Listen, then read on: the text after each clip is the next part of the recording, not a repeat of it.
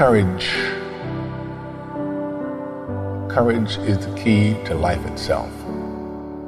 It takes courage to act. Part of being hungry when you've been defeated, it takes courage to start over again.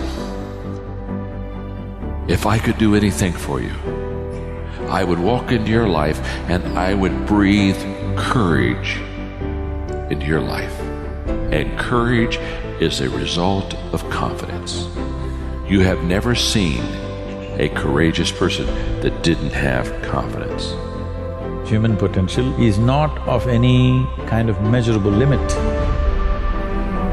It can go as far as you desire or as far as you have the courage to walk. How do you stand up to massive external pressure? Courage. And courage is something that comes from relationships. You know, it's external. There are days we're going to doubt ourselves. There are days that storms are going to rise, and we have to have people who say, I got your back. We need to do this. We need you. The world needs this. Keep going.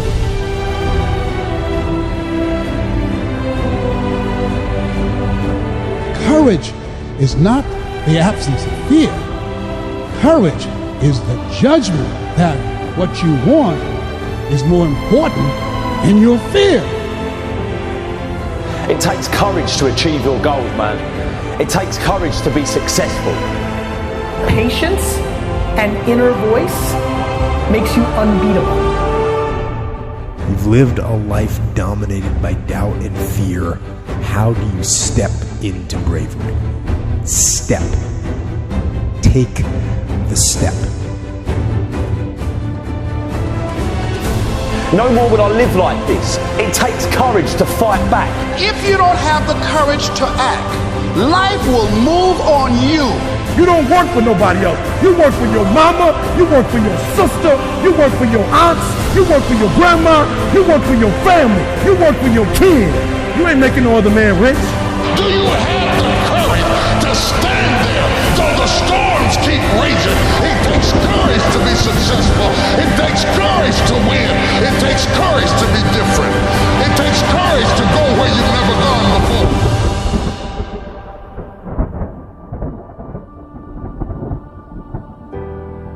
There are a lot of people who are born in situations that say, well, I'll never get out of this. So they won't. I say to people who say, well, I would like to have done so and so and so. So, well, you could have done it. So, well, I couldn't get out of here. Man, the bus runs every day.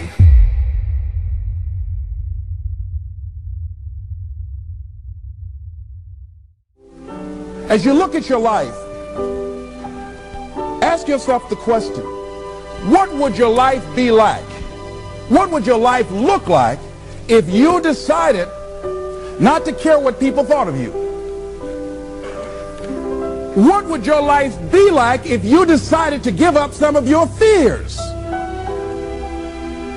What would your life be like if you decided to become courageous? What would your life be like? If you decided to act on your dream, if you did what you felt in your heart. You know what courageous means? Tom Rusk and Randy Reed said, they said that courage comes from a French word which means of the heart. But how does it feel to you? He says it's courage, you know, it takes courage to live. Says most people go through life not allowing themselves to step out because they don't want to let go.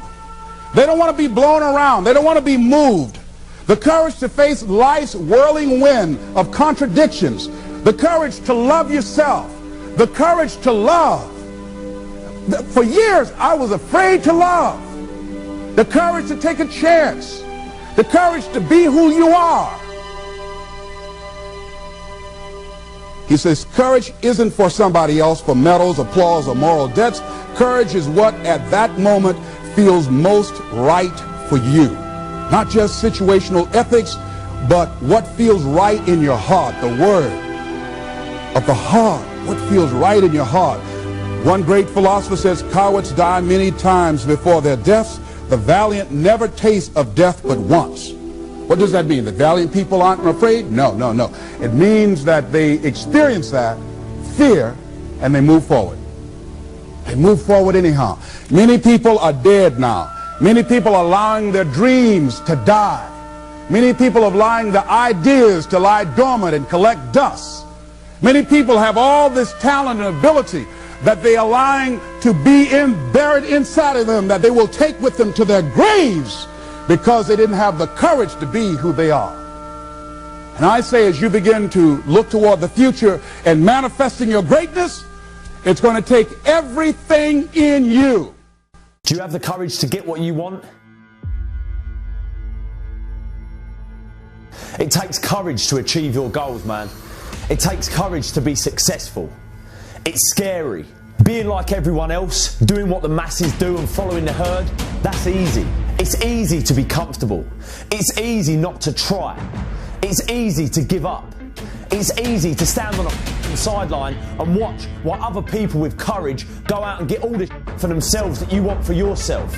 It's easy to look at these people and make excuses as to why they can do what you can't and say things like, yeah, that's because they've got this and that, or I'd do it if it wasn't for this and that.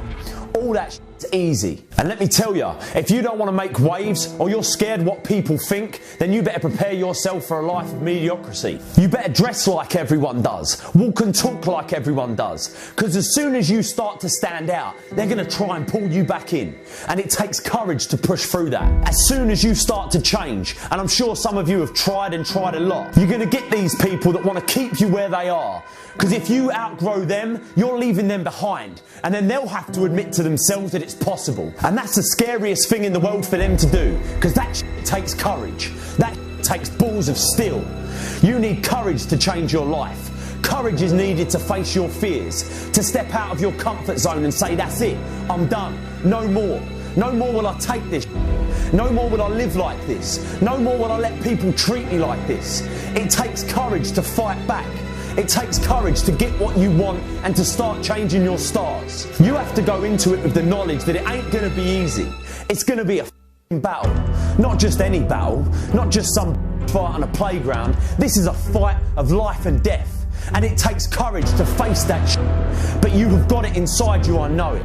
I believe you can like I believe I can. And I make these videos and do these talks to try and get it across to people that ain't yet got the courage themselves that they can do anything they want to do.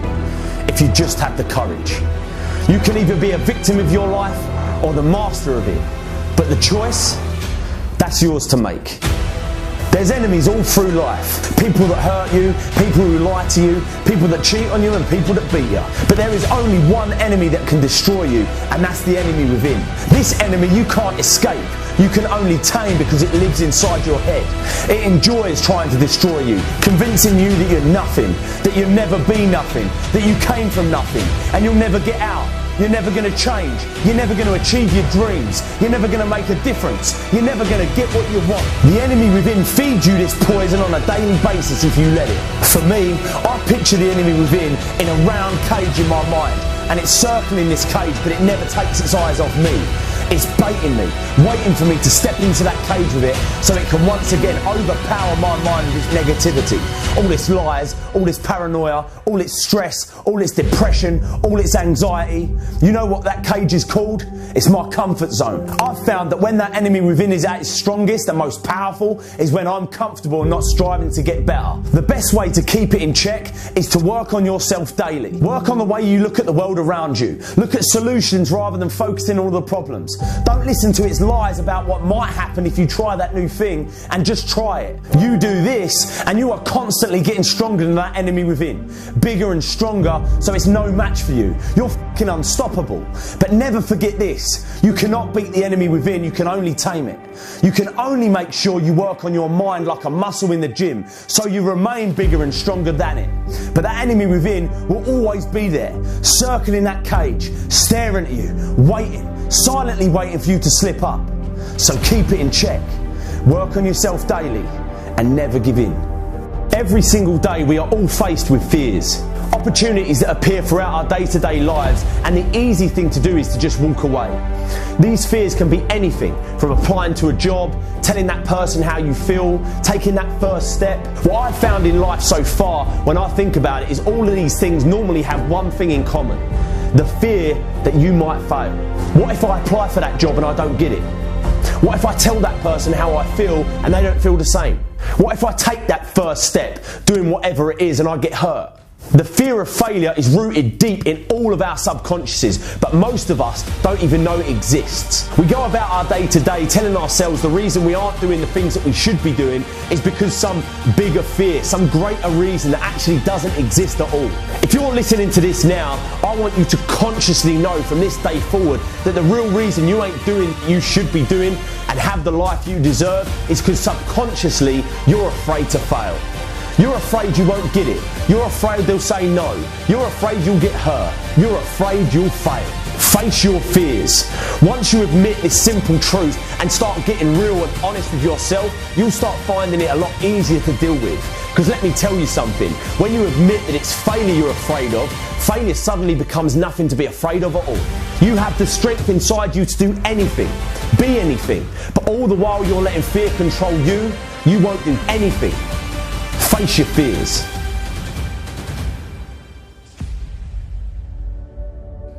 There's a quote by Goethe, and it says, if you look at a person as they are, they will always remain that way or maybe be worse. But if you look at a person, this is good. If you look at a person as they could be, they will grow into what they should be. Right? We have to know what we stand for.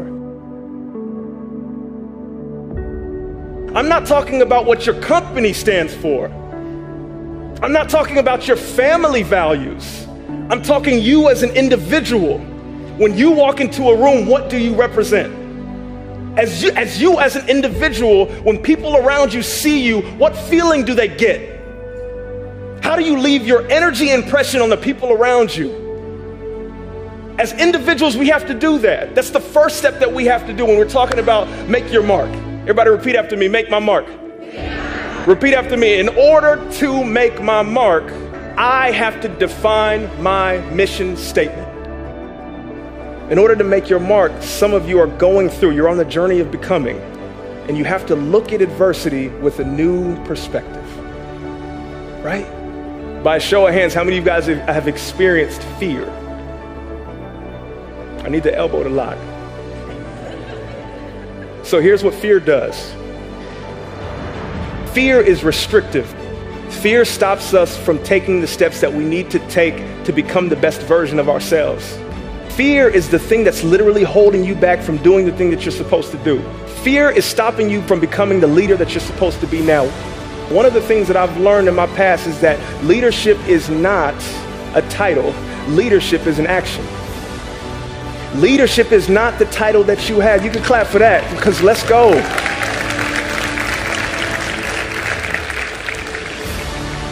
Leadership is not a title. Leadership is an action. Leadership is not a noun. Leadership is a verb. Leadership is not what you look like or where you are. Leadership is the way in which you interact and how you treat the people around you. I'm trying to tell you something, people. Leadership is each and every one of you right now are a leader. Young professionals, unemployed, if you don't know what's going on, you're a leader just by the way in which you operate. I'm being honest. Many of us are stuck and stagnant in situations because we believe that we need someone to give us the card to initiate what we're supposed to do. Someone here is literally supposed to absolutely put their time and their effort in something new.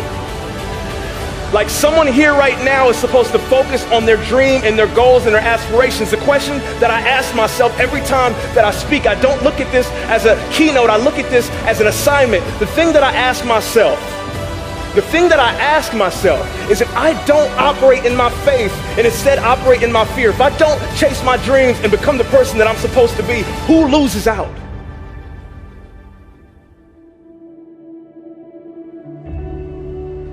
I realized that I wasn't doing this for me. Like every time I do something, it's not just for me. There are people who are watching you right now in your journey, and you're inspiring them just by the way in which you move.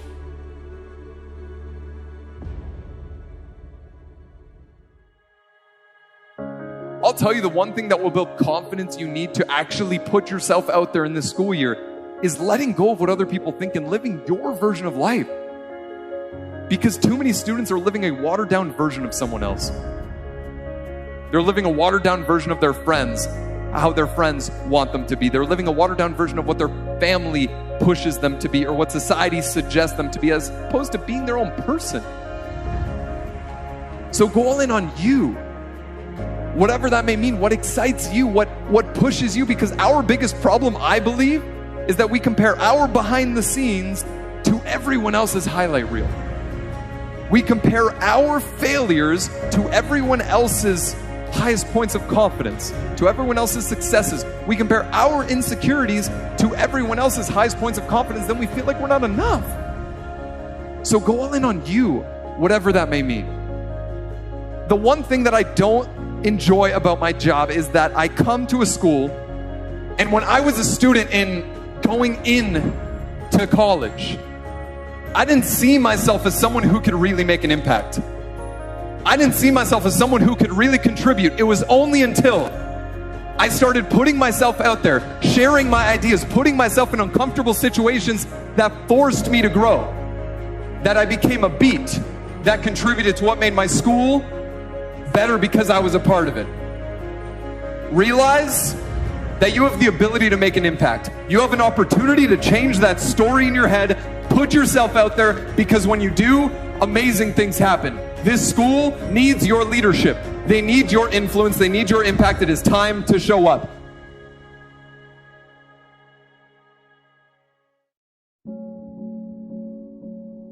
We're all carrying things in our pack. All of us are carrying these stories that are imposed by other people, by friends, by family, by society, by Instagram. And what happens is, when we are faced with a challenging situation, we approach it with all of that stuff. Some of you believe the stories that you've made up in your own head. The story of I'm not good enough. The story of I'm not academically inclined. The story of I'm not a morning person. The story of I can't really make new friends. The story of I can't really have an impact on the people around me. And now listen, I want to be abundantly clear. I'm not the guy that's going to come in here and tell you what stories to tell yourself, but I want you to get back to the place where you can start telling yourself better stories.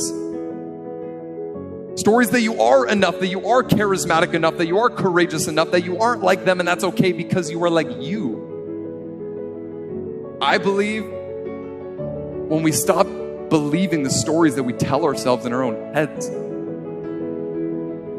and start telling ourselves new stories, stories that are actually aligned with who we are and who we would like to become, that is when we are able to change ourselves and change the people around us.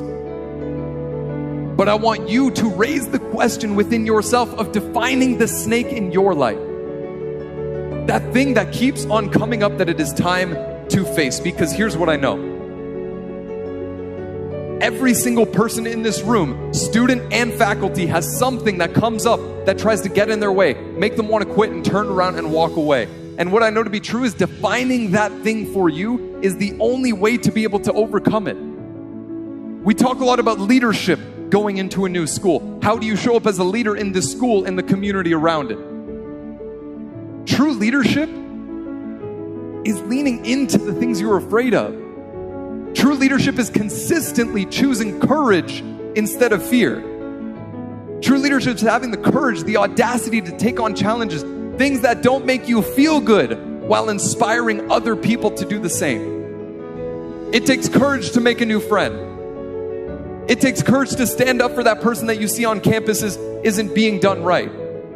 It takes courage to wake up a little earlier instead of late, to join that student group, to put yourself out there more than you thought that you could. It takes courage to live a great life. So make the decision today of what courageous act are you going to make for yourself and the people at this school.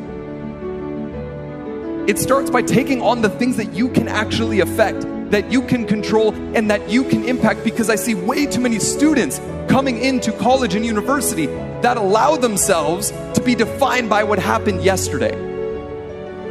They allow themselves to be defined by what happened last week. Some of you in this room think because of one failed test that you are a failure, when the reality is those are moments, not characteristics. And my personal belief is that we need to start seeing those moments for what they are.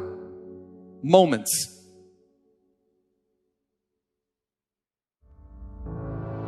Oh yes, it's true. Many people put it on the line. Many people get out there every day and do something that has never been done before. Many people out there put it on the line and do something special to help someone else. Why can't we recognize them? No matter where you go, no matter where you may be, someone is out there right now that is doing something far greater, and they're putting so much work in to make a difference in this world. Why can't we honor them? Why can't we honor those servicemen and women? You have to consider the fact there are great doctors, there are great lawyers, there are great teachers, there are great mothers and fathers, there are great people in this world. We all are responsible for one another. We all have a duty. We all have to serve. Whether you wear a uniform or not, you have to serve. Can you be a serviceman? Can you be a servicewoman? Can you serve? Are you prepared to serve? Do you have the ability to serve?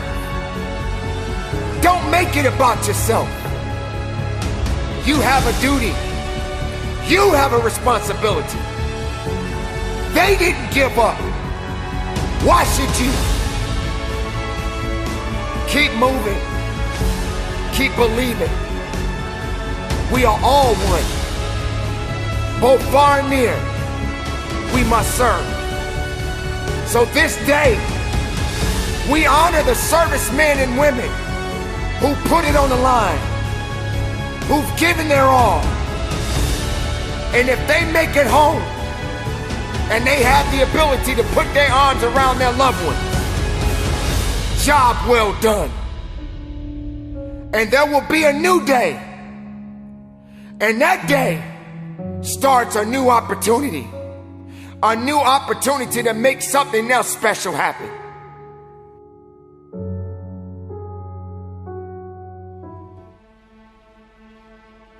A C student can justify anything, and the worst part about it, they can believe the excuse. Don't look at me like that. Some of you guys have been defeated already in your life. You're saying to yourself, you know what, I got a GED, nobody wants me. I used to be an alcoholic, nobody wants me. My own father used to tell me I was no good, nobody wants me.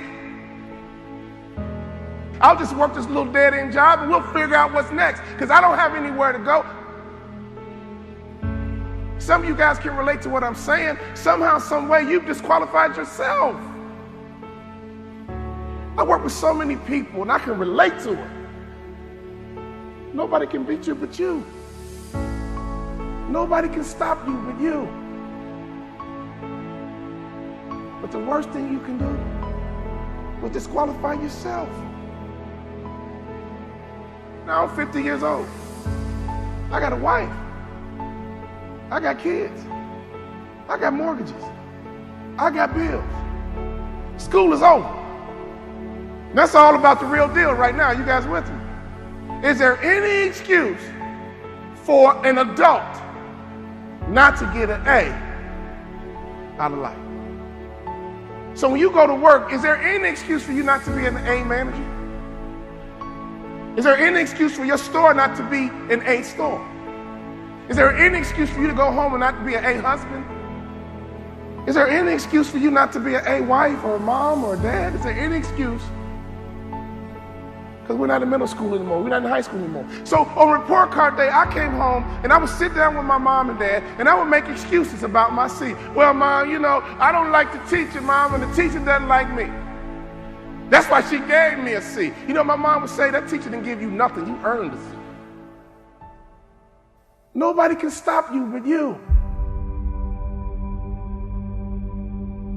You know, I had a goal of playing in the NBA, and I got there.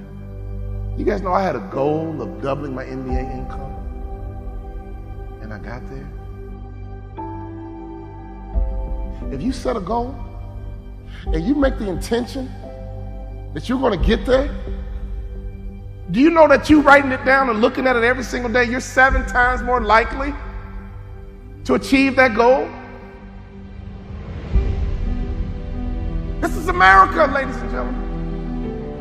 It can happen to you, it can happen for you, but you got to write these goals down, plain up on tablets, so they can be seen by men, and that woman is you. My father said, write your goals down, son, and I wrote them down. I said, Dad, I'm going to play in the NBA, and That's your problem, son. Your value system's screwed up. You're smart. This family's about being a student athlete. Rewrite your goals tomorrow and give them to me. He didn't yell at me.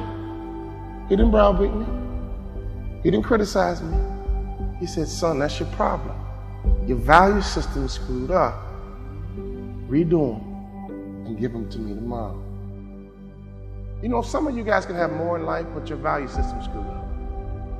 You're more excited about Facebook and Instagram.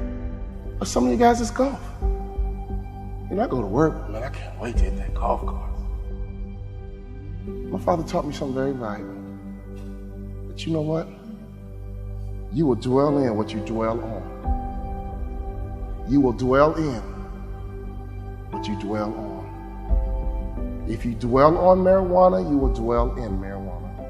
And you will get the weed smoker's reward. I thought about it the other day. I'm from Chicago. I've never been to a thug retirement party. Have you? I've never been to a thug retirement party. I guess I have. They're called funerals. What you dwell in, you dwell on. So can I give you a little bit of advice? Make sure your value system is good. Make sure your value system makes sense. People say all the time, well, what's most important to you? God, family, work. And I know what you're going to write down, but it's got to be real in your heart. Does that make sense? What was in my heart was sports, and that's no lie. My father said, redo your value system, son. It's screwed up. I redid it the next day. I said, Dad, you ready? Yeah. Okay, Dad. I'm going to graduate college in 4 years. I'm going to play in NBA. Anybody know why I ducked?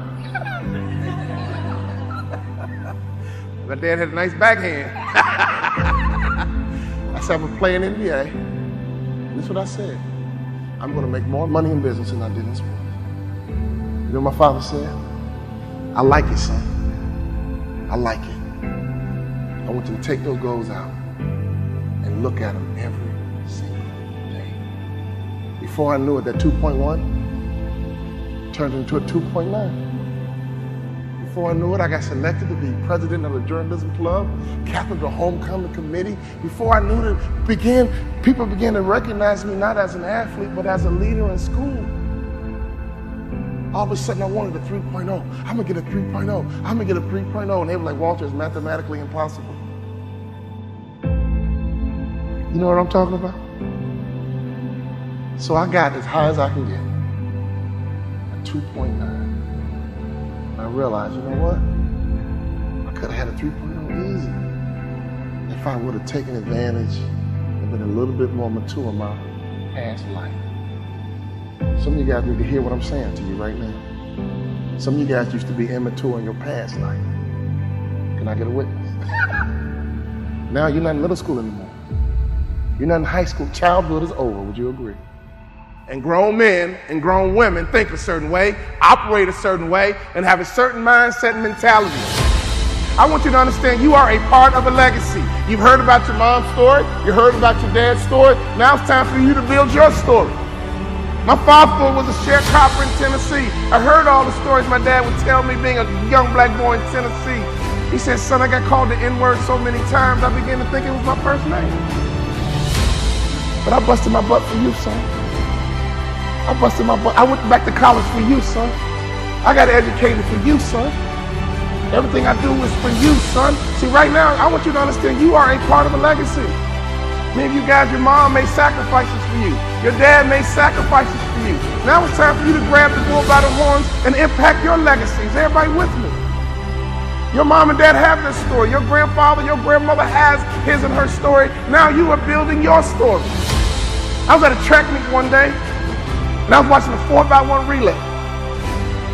And I love a 4x1 relay because that first sprinter takes off with the baton in their hand, and they run as hard as they can, as fast as they can, and when they get to the next athlete, they yell, stick! And the next athlete takes off running, but they reach back. They just reach back a little bit. Then they run as hard as they can, as fast as they can, for 100 meters, and then they yell, stick! And it's so important to make a successful handoff, because if you don't make a successful handoff, you are disqualified. And the next athlete's turn is to run as hard as you can, as fast as you can, and then they yell, stick! And they hand it to the anchor. That anchor is Carl Lewis. That anchor is Flojo. That anchor is Usain Bolt. And that last 100 meters, whoa! They come around that curve, and all you hear is elbows and form, and they come down and cross that finish line. Oh! So I was at the track meet, and I saw them handing this baton. They kept yelling, stick! Stick! Stick! Stick! Stick! Your father might be from Russia. Your grandfather might be from Cuba, Colombia. I don't know where they're from, but let me tell you something. At some point, they're going to yell, stick! And that baton's in your hand.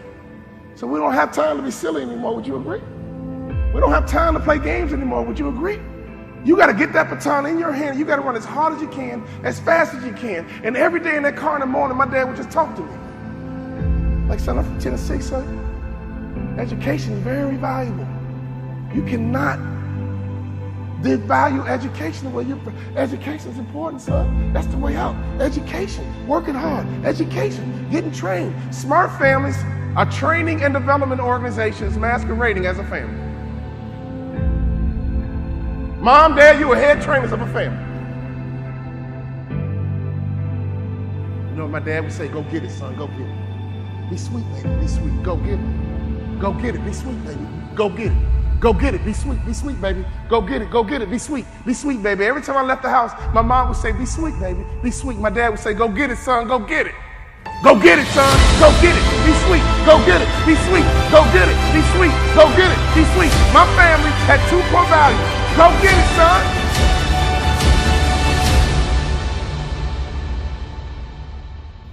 Be sweet, baby. I used to go into class and say, man, if I get a C, I'm good. If I can pull off a B, C, I'm good. Never even went for the A. You know that the average person thinks the same exact way? They could do more, they could be more, if they believe more.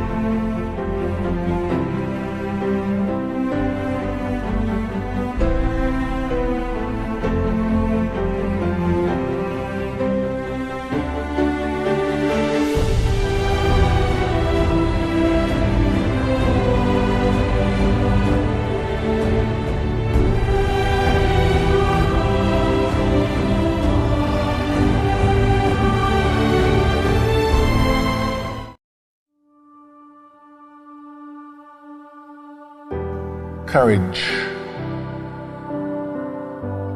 is the key to life itself.